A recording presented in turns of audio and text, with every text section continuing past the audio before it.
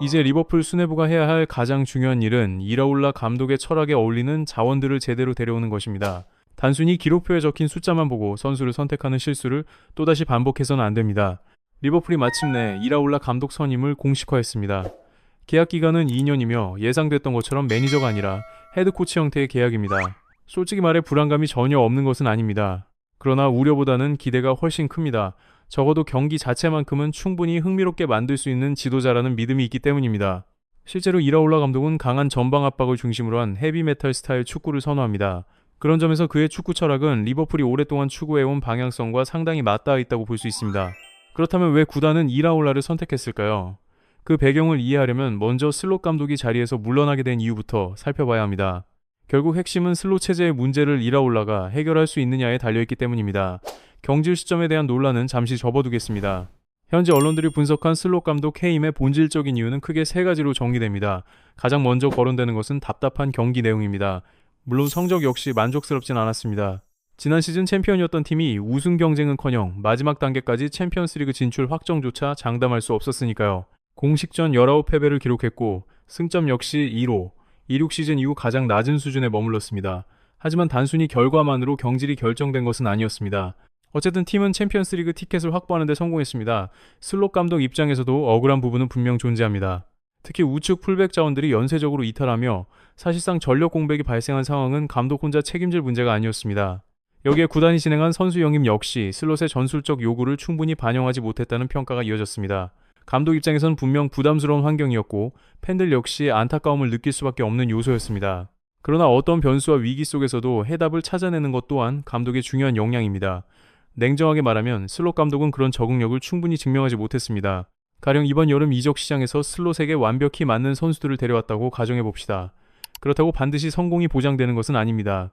새로운 선수들이 부상으로 전력에서 빠질 수도 있고 예상치 못한 문제가 발생할 수도 있습니다. 그때마다 운이 없었다고만 말할 수는 없는 노릇입니다. 많은 리버풀 팬들이 우려했던 지점도 바로 이것이라고 생각합니다. 충분히 현실에서 발생할 수 있는 문제였기 때문입니다.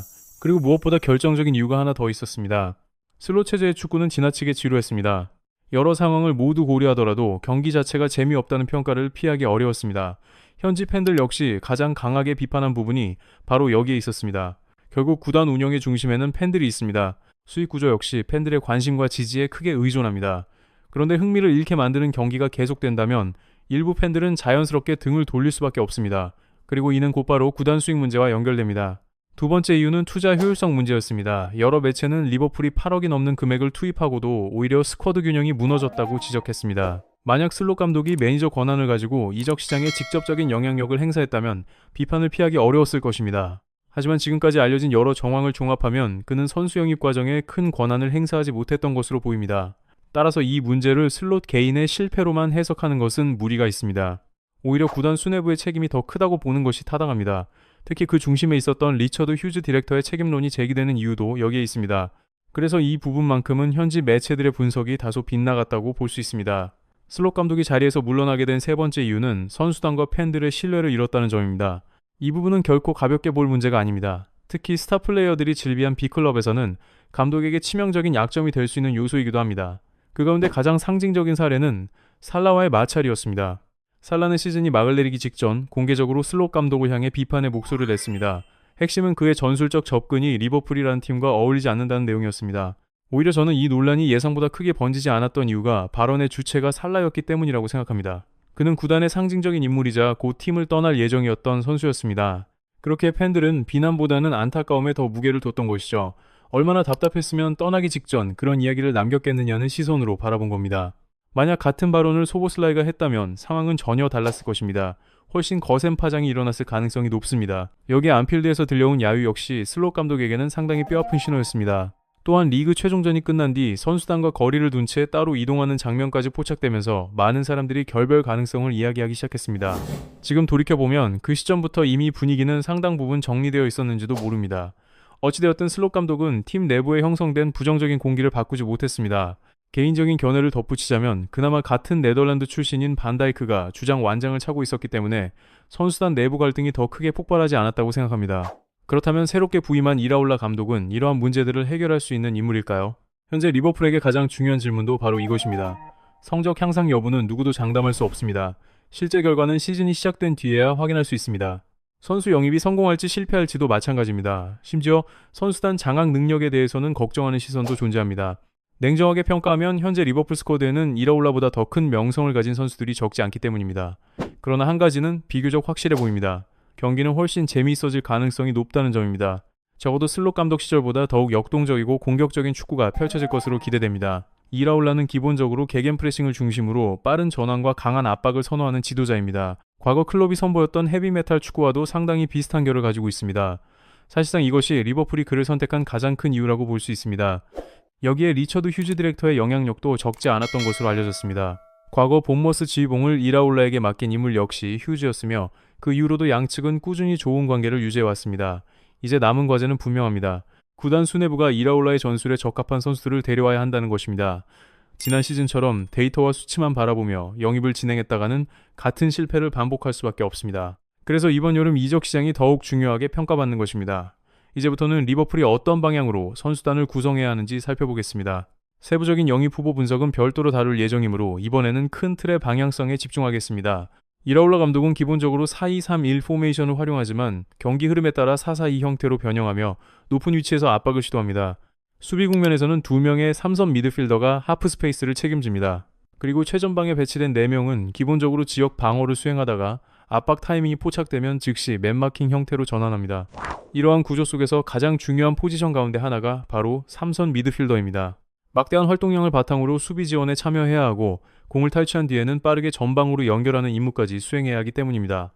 올 시즌 본머스에서는 알렉스 스콧이 해당 역할의 중심축을 맡았습니다. 그리고 상황에 따라 타일러 아담스, 라이언 크리스티, 루이스 쿡이 파트너로 기용되었습니다. 이라올라가 꾸준히 스콧을 중심으로 활용한 데에는 이유가 있습니다. 스콧은 기본적으로 엄청난 활동량을 강점으로 가진 선수이기 때문입니다. 알렉스 스콧이 높은 평가를 받는 가장 큰 이유는 압도적인 활동량에 있습니다. 체력적인 측면에서 매우 강점을 가진 선수인 것이죠.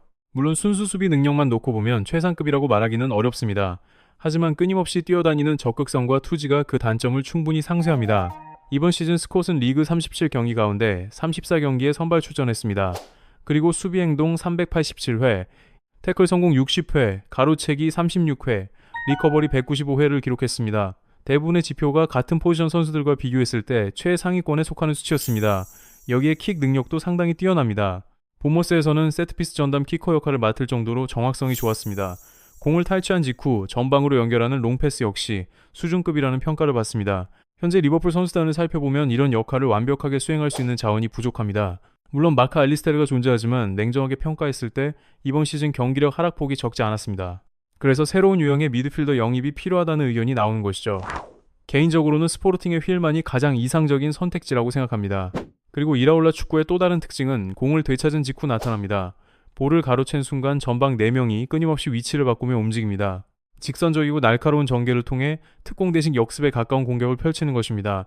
이 때문에 이라올라는 최전방 공격수뿐 아니라 측면 공격수에게도 득점 능력을 요구합니다. 단순히 돌파만 잘하는 윙어보다는 골을 넣을 수 있는 선수를 선호하는 편입니다. 그래서 윙어 보강은 사실상 필수 과제로 보입니다. 그것도 공격 포인트 생산 능력이 검증된 자원이 우선순위에 놓여야 할 것입니다.